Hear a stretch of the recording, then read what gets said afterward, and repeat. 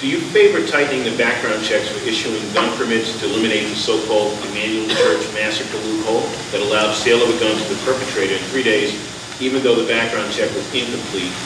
And if it had been extended for a few additional days, would have revealed that the perpetrator was disqualified because of a prior conviction?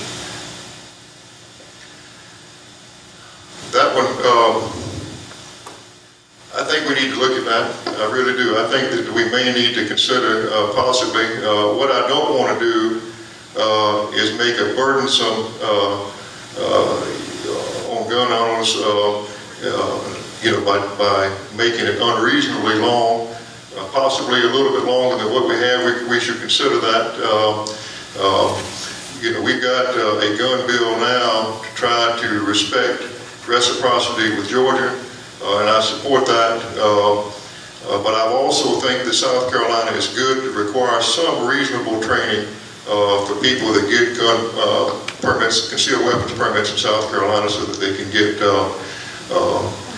at least some basic knowledge of weapons before they have a concealed weapon permit. So I think some reasonable regulation, but what I'd be afraid to do, and I think that in light of this tragedy we had in Charleston, where we've learned from where the fellow was shot in Charleston by the police officer, we put in some body camera legislation for that and try to deal with it. I think from the Emmanuel Church, we can look at this, but I don't know that we need to overreact by putting too long periods in. But I'm not going to say that we can't look at it, because I think if we make it add a little bit of time, it might make a difference. Thank you, sir. I want to equivocate on that. No. 3 days is sufficient. I mean, this is the slippery slope that people who want to take away your Second Amendment rights always want to go down. Is, well, we'll take it from 3 days to 5. And then we'll take it from 5 days to 10. And then from 10 to 20. And then from 20 to 30. And then 30 to 40. Right?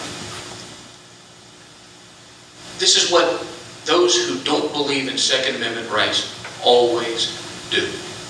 Rather than focusing on the flaws in the system, right? Rather than pinpointing the failure in the system as it exists, they want to make it more onerous, more timely, more costly, and more burdensome for people to exercise their Second Amendment rights.